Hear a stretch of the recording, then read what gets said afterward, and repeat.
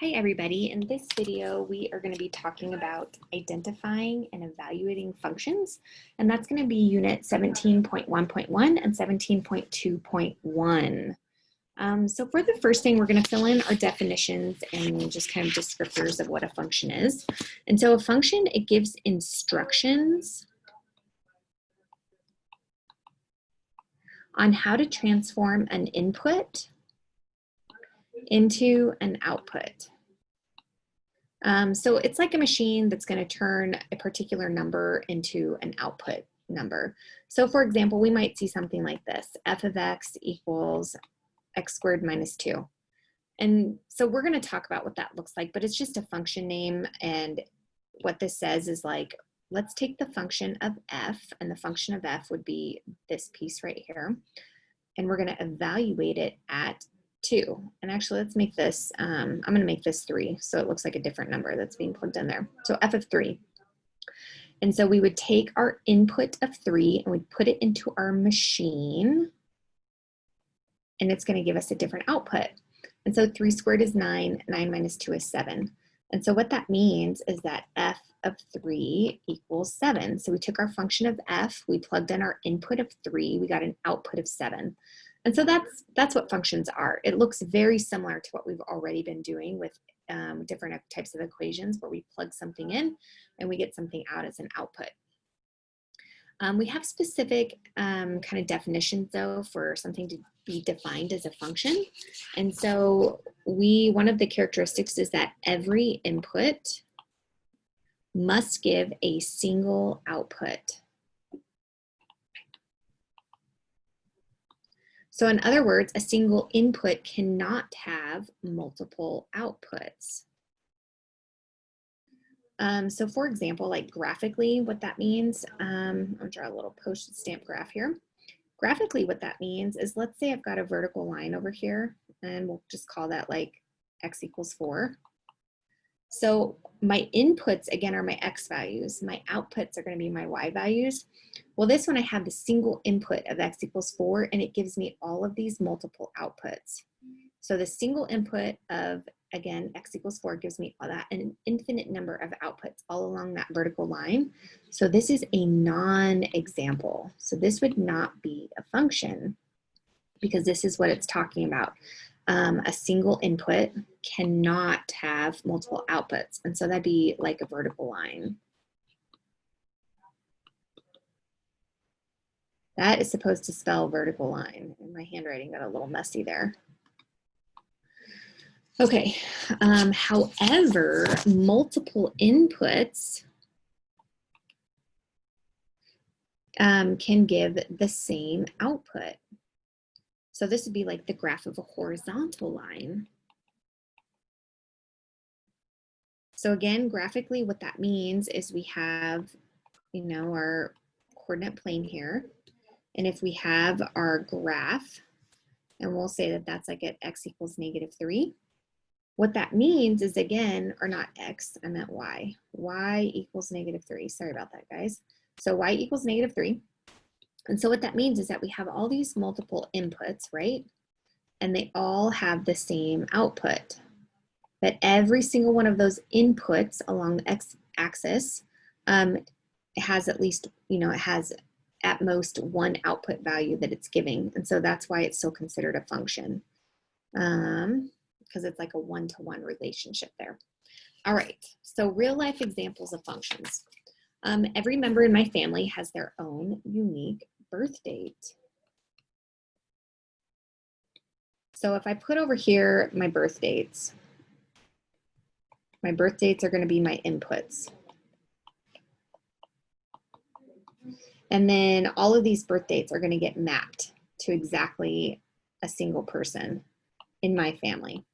And my family's, it's mixed up. So I've got, I've got a lot of people in my family. So I've got 3 stepsisters, a half brother, a full blood sister, and my mom and my stepdad. And so if I put us all on there, we all have different birth dates. So a situation when this would get kind of messed up and it would be a non-example of a function would be if we have twins Or sometimes I've had it, you know, it happens in other families where like a parent or two siblings just end up having the same birth date as like, you know, their son and the dad have the same birthday, or you know, two siblings end up having the same birth date, or you get twins. And then in that case, the birth date of our input has multiple outputs, and so that breaks the function. So this right here would then be a non-example. So when our input, again, has multiple outputs, it breaks the function and it doesn't work. Every US citizen has their own unique social security number. So again, that's given that we don't have identity theft. So in a perfect world where everybody's good and doesn't break the law, every US citizen would have their own social security number, and it would be a one-to-one relationship. So it'd be an example, that would be an example of a function. A non-example of functions would be like a family's landline. So again, think about that. Family's landline is going to be like your telephone number at your house, which hardly anybody has anymore. It's becoming like a rarity to have that. So what that means is we've got this phone number and it's shared among all these different people. And so that would be a non-example of a function because this input would have multiple outputs. And a single author can write several books. So again, we've got the single author and they're writing several books. So that's again, a non-example of a function. All right, so let's look at this function. So we've got this function of f of x, 3x squared minus 4. The name of the function is going to be f. So just as easily, we could have done like h of x equals 2x plus 1. And so this function over here would be the function of h. Okay. The other thing that we're going to talk about is the input. So we've got an input called the argument of the function is called x. We also are given the output. And the output, given the input of x, is going to be f of x. So what that means is, let's say we had another function that was going to be like g of y. If we had g of y, then the output here, so our input would be y, our output would be g of y, and our y here would be our input. So if we want to know an output value of the function, we are going to let x equal a specific value and solve. So think of this new notation as just replacing the y with f of x. All right, so let's say we've got this function here. And so here are directions again, say evaluate the following functions at the values given. So here what it gave us is this function of f, which is going to be x squared plus 4. We're supposed to evaluate it at these inputs of x. And we are given these inputs of x here. And so we're going to plug it in to figure out what our f of x is. So in this case, we've got f of negative 3. And so I want you to write it out like that. It's going to be f of negative 3. We're going to plug negative 3 in. So it's negative 3 squared plus 4. So it's going to be 9 plus 4, which is going to give us 13 for that one. Then for our next one, we've got f of negative 2, and we're plugging that in. So negative 2 quantity squared plus 4 is going to give us 4 plus 4, which is going to give us 8. So that means that our f, so what you would write like f of negative 2 equals 8. That's what we're finding here. So then the next one, we've got f of 0, which is going to be 0 squared plus 4, which gives us 0 plus 4, which is 4. And then this next one, we get f of 2, which is going to be 2 squared plus 4, which is going to give us 4 plus 4, which is going to give us 8. So I want you to look at something for a second. So I'm hoping you notice these 8s are repeating, and I want you to think about that. Does that break our rule of a function, or is that going to be okay? And it's going to be okay because, again, we're looking at our inputs. Do any of our inputs repeat here? No, none of them are repeating. And then you would then look at the Y values to see, are the Y values different? Are they the same? So again, it's okay to have repeating outputs with different inputs. It is not okay to have repeating inputs with different outputs. Okay. So our next one, our next example. So you are just going to be plugging this in again. So here we're going to get g of -3, and we're going to get 2 times -3, and that's going to be cubed, minus 3 times -3 squared. So here we're going to have 2 times -27 minus 3 times a positive 9. So then here we should be getting a -54 minus a 27. And ultimately that should end up being our -81, making sure I'm on the right track. So we should be getting a -81 there. So what I want you to do, I want you to follow that same process for these next 3 problems. I'm going to give you the answers. What you should be getting for this one is -28. The next one should be 0. And then the last one should be 4. So I want you to try those on your own, please.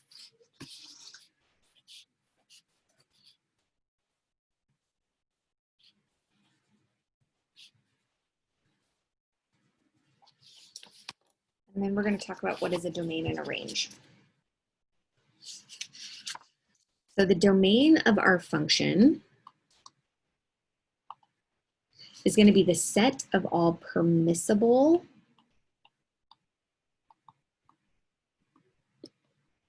inputs, or it's all x values for which we are able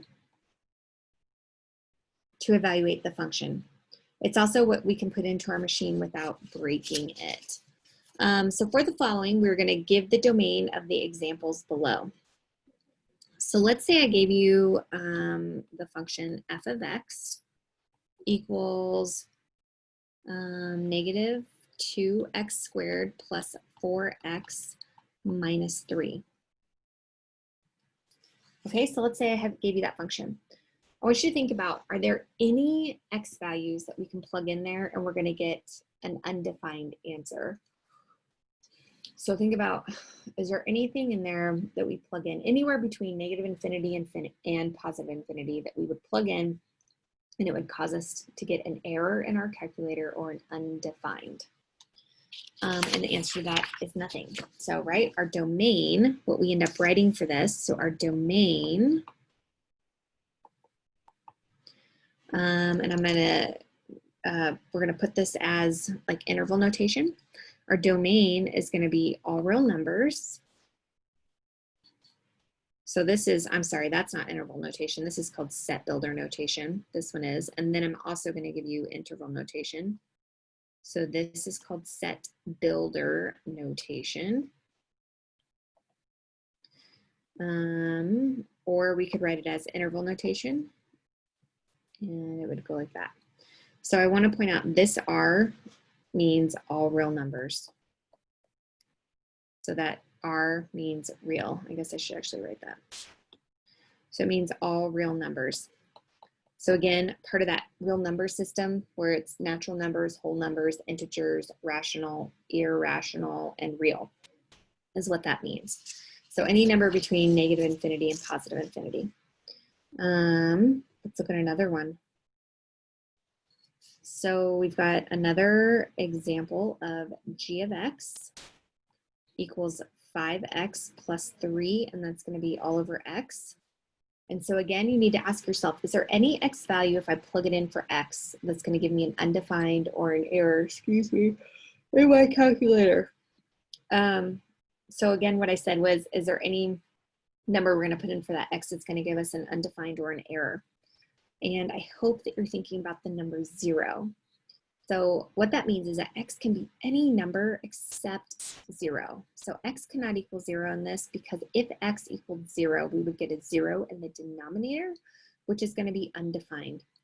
So in our set builder notation, we're going to do our braces, and we're going to say it can be any real number, so that's what that means, such that x cannot equal 0. So again, this means all real numbers, and then this vertical line in there means such that, and then you give like, you know, the stipulation, or you're giving like, I'm looking for the word here, you're giving it the qualifications here, like you're excluding some values from your domain, or you're saying they can only be a particular number. So anyway, that's our set builder notation. So we're saying it can be all real numbers such that it meets the following criteria, such that x cannot equal 0. All right, if we are doing interval notation, so here's your other option for interval notation. We can say it can be negative infinity on up to 0, and it doesn't include it, right? So it can't equal 0. And then you would use a little union symbol. You are also welcome to write the word or if you'd like. 0 on up to infinity. So what that means is it's anything but 0. And then for our third example, we are going to look at h of x equals 3x squared minus 5 all over 2x minus 6. So what I want you to do, again, the problem that we're going to get is if this is equal to 0. So you should be asking yourself, what value of x is going to create a 0 in my denominator? And so what you can do is you can either think about it and say, well, it's going to be 3, because 3 times 2 is 6. 6 minus 6 is 0. So that's going to be the problem, is when x equals 3. Well, if you didn't think about that, what you can do is set that denominator equal to 0 and solve for x, right? Because that is meaning that we're finding the value of x when our expression is equal to 0, which is the case that we don't want. We don't want it to be 0.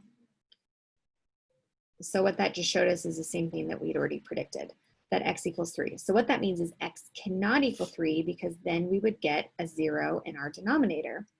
So for our domain, using our set builder notation, it is going to be all real numbers such that x cannot equal 3. And then you could also do the interval notation where, again, you're saying negative infinity on up to 3, union symbol, 3 on up to infinity. So that would be your interval notation. So let's look at what the definition of our range is. So our range of a function, and we don't really work too much with the range in this class, is going to be the set of resulting outputs.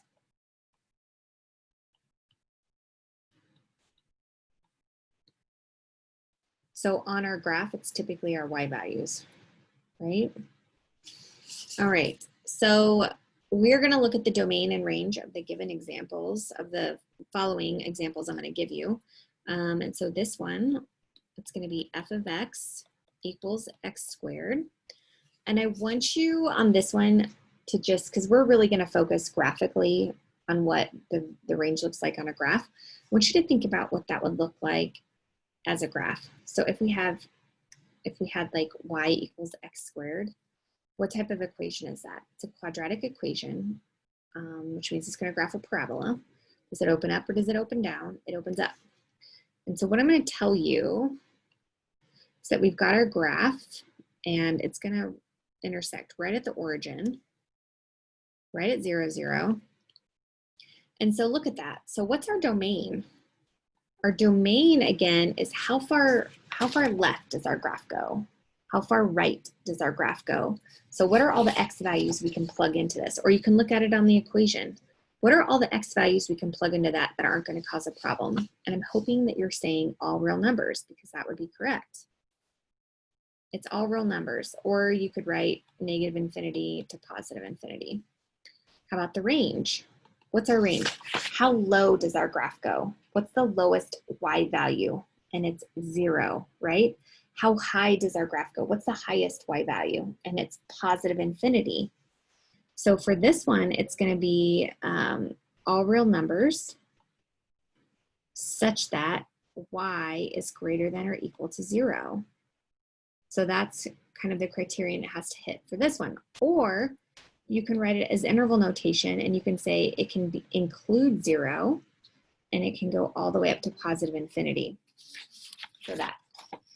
And then for our second example, we're going to look at the function of g of x equals 2x minus 3.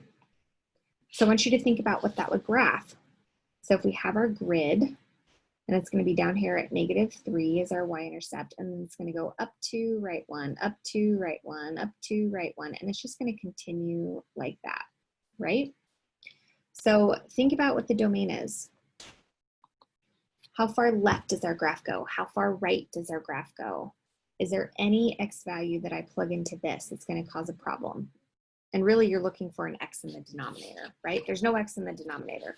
So therefore, the domain is going to be all real numbers. My braces look pretty bad there. Or you can do -infinity to positive infinity. The range is going to be how low does the graph go? How far down on that y-axis does it go? And we have an arrow down here, right? It keeps going. Same thing up here, it keeps going. That means it goes down to -infinity all the way to positive infinity. So it's going to be the same thing.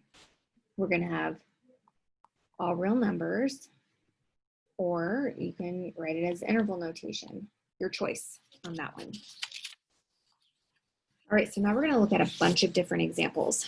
And this is where you are wanting to, we're going to first of all identify, is it a function or not? And whether it's a function or not, we're going to give the domain and the range. So again, the domain is the input, the range is going to be the output. So first of all, just look at this relationship right here. Is this a function, yes or no? And again, look at your inputs. Do any of your inputs, are they mapped to multiple outputs? And so look at this, the 0 to 0, that's a 1-to-1 relationship. 1 to 1, that's a 1-to-1 relationship. -1 to 1, 1-to-1 relationship. So these are all good. So is this a function? Yes. What about our domain? Domain is going to be all real numbers such that x, and I'm going to put it in ascending order. So x is going to be equal, here's all my inputs, is going to be equal to -2, -1, 0, 1, and 2. And then my range is going to be all real numbers such that y is equal to 0, 1, and 2. So question for you. How come it would be wrong for me to say that my domain on this one, how come it does not work for me to say that it's -2 to 2? If you think about that, why does that not work for me to give an interval notation of -2 to 2? Because that's what it looks like, right? -2 to 2. Well, why doesn't that work? Well, it doesn't work because -2 to 2 means everything between -2 and 2. Like it means like -1 1/2, -1 3/4. It means a half, it means a third, it means 1 3/4. And it doesn't include any of those. It only includes these particular values. Okay, so now let's look at the next one. So we're looking at this example here. We've got our inputs of 1 and 4 and our outputs that you can see there. Is it a function, yes or no? And you're looking at the inputs. So do the inputs repeat? Are they mapped to multiple outputs? Yes. So therefore, is it a function? No. It's not a function because 4 is mapped to 2 different outputs and 1 is mapped to 2 different outputs. So no, because of this and also because of this right here. But we can still give our domain and our range. So our domain is going to be all real numbers such that x is equal to 1 and 4. And then our range is going to be all real numbers such that y is equal to, put them in ascending order, -2, -1, 1, and 2. And then look at our next example. We're gonna look at some ordered pairs. Is it a function, yes or no? We'll look at all your inputs. Do any of your inputs repeat? They do not. And so we don't even have to look at anything else. So is it a function? Yes. Let's give our domain. It's gonna be all real numbers such that I'm putting it in ascending order. X equals -2, 0, 1, and 3. And then my range is going to be all real numbers such that y is equal to, it looks like we only have two different values of -2 and 3. So let's look at the next example. So our next example, look at your inputs. Do any of our inputs repeat? They do. I see a 3 and a 3 here. Are they different? Yes. So that already breaks the definition of a function. You can check the next ones too, -2, and they also break it. So because our x values repeat and they go to different outputs, it's not a function. So is it a function? No. X values repeat or have multiple outputs.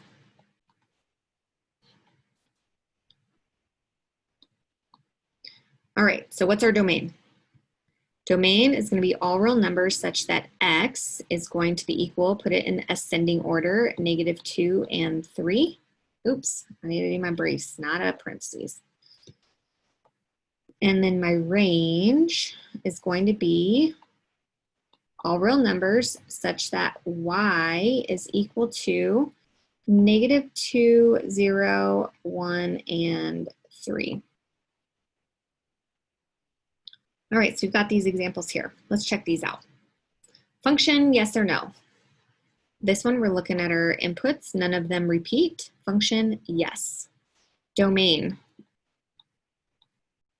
all real numbers such that x is equal to 1, 3, 5, and 7. My range is going to be all real numbers such that y is equal to -1, 4, and 6.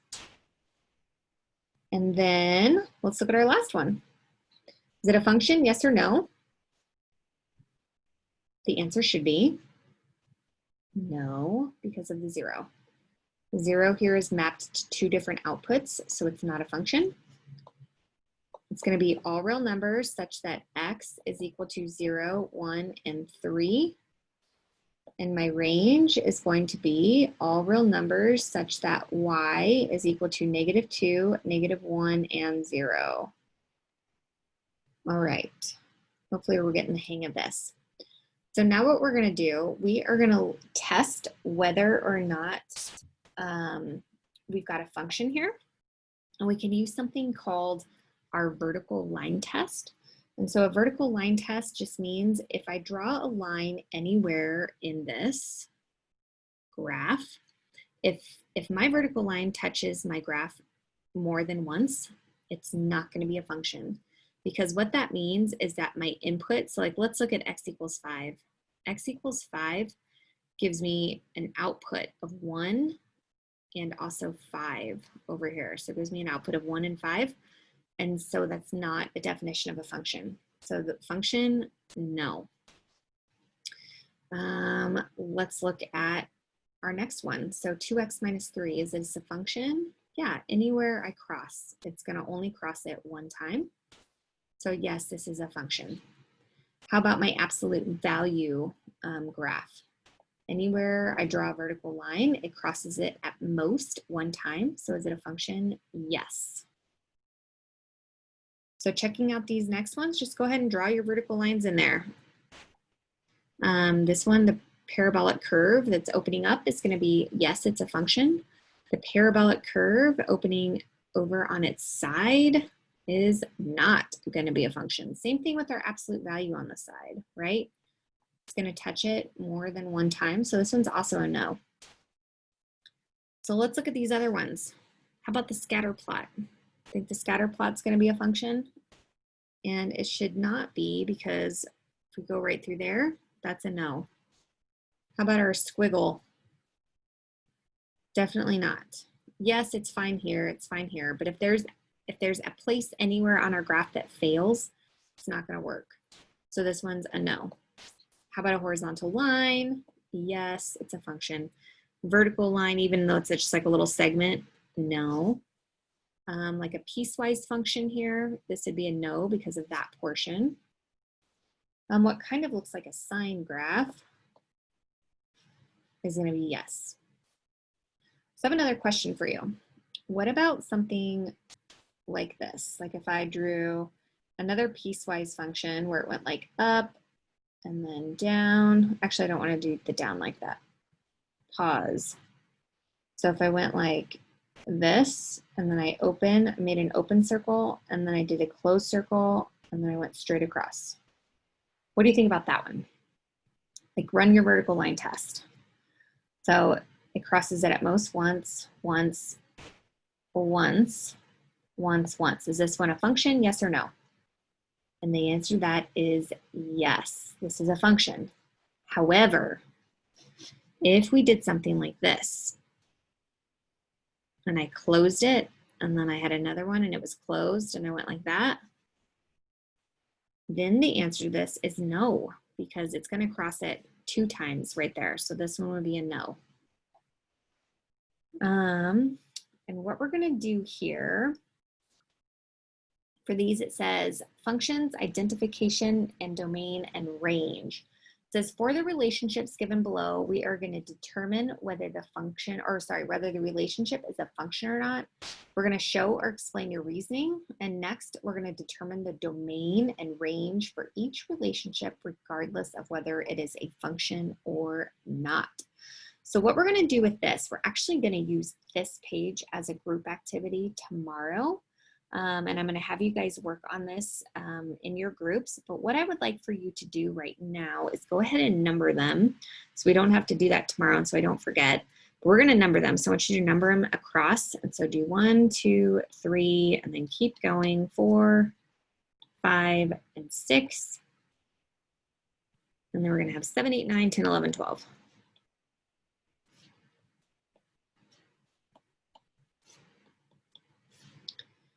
Okay, and so what we're going to do with this one is that I'm going to have you guys write for each problem in here. We're going to do a function, and that's going to be a yes or a no. And then we're going to have a domain that we're going to give and a range that we're going to give. And sometimes you might use set builder notation, and sometimes we're going to use interval notation. It's your choice on those. And then I'm going to have you guys work on this in your groups, and then I'm going to have the groups present some problems to the class. So that's what we're going to work on the next time I see you for class. So that's it for this video. Thanks for tuning in.